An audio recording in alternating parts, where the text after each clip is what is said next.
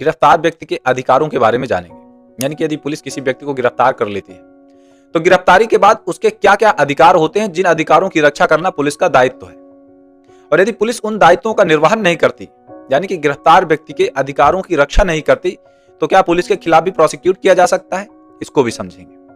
क्योंकि ये सारे आधार एक ही वीडियो में डिस्कस करने से वीडियो लंबा हो जाएगा, इसलिए मैं आपको छोटे छोटे पार्ट्स में सारी जानकारी दूंगा। मतलब एक सीरीज में गिरफ्तारी के आधार की एक सीरीज बना रहा हूँ। 5-6 वीडियोस बने, छोटे छोटे 3-4 मिनट के छोटे छोटे वीडियोस, 5-6 वीडियोस होंगे जिसमें आपको पूरी जानकारी मिल जाएगी। तो एक सीरीज में रहेंगे, पार्ट 1, पार्ट 2, पार्ट 3 इस प्रकार से, ठीक है। तो पहला अधिकार आपका सृजित होता है गिरफ्तारी का कारण जानने का अधिकार, गिरफ्तारी के आधार जानने का अधिकार। यानी कि पुलिस जब भी किसी व्यक्ति को गिरफ्तार करेगी तो गिरफ्तारी के कारणों को बताएगी, उसे किन आधारों पर पुलिस व्यक्ति को गिरफ्तार कर रही है उसकी पूरी जानकारी देगी। और ये आपका मौलिक अधिकार है और आपका कानूनी अधिकार भी है, दोनों अधिकार है।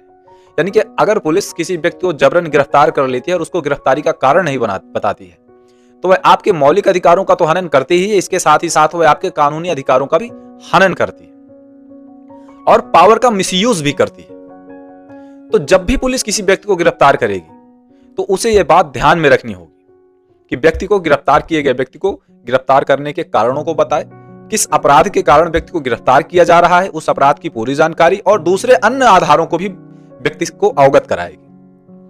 मान लीजिए अगर पुलिस ऐसा नहीं करती, कई बार आपने देखा, कई बार अक्सर आपको देखने को मिलता है कि पुलिस किसी भी व्यक्ति को जबरन उठाकर ले जाती है। कई बार व्यक्ति पूछता है कि भैया बताओ क्यों गिरफ्तार करो, तो बोलते कि चल चल थाने में बताएंगे तुझे, कहीं से भी पकड़ लेके खींच के ले जाती है। तो ये क्या पुलिस को पावर दिया गया है इस प्रकार से कृत्य करने का? नहीं, बिल्कुल नहीं। संविधान किसी भी व्यक्ति को एब्सोल्यूट नहीं बनाता। हर व्यक्ति की स्वतंत्रता पर, शक्तियों पर कुछ ना कुछ सीमाएं थोपता है, और वो सीमाएं सिर्फ इसलिए कि व्यक्ति शक्तियों को पाकर कहीं अपराध की ओर न भगने लगे, अराजक ना हो जाए, राज्य विरोधी गतिविधियों में न शामिल हो जाए, स्वयं को संप्रभु न समझ बैठे, राज्य के अधीन समझे, अपने अधिकारों के साथ साथ दूसरों के अधिकारों की भी रक्षा करने में सहायता प्रदान करे। तो जब पुलिस गिरफ्तार करती है और कारण नहीं बताती तो आपके आर्टिकल 22 क्लॉज 1 का के तहत जो मौलिक अधिकार प्रदान किया गया उसका उल्लंघन करती है।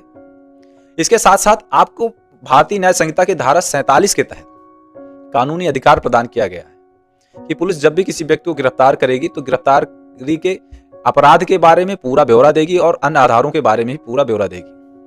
और अगर पुलिस ऐसा नहीं करती है तो आप आर्टिकल 32 के तहत, भारतीय संविधान के अनुच्छेद 32 के तहत सीधे सर्वोच्च न्यायालय जा सकते हैं अपने मौलिक अधिकारों के उल्लंघन के लिए। आप सर्वोच्च न्यायालय में कौन सी रिट डालेंगे इसके तहत?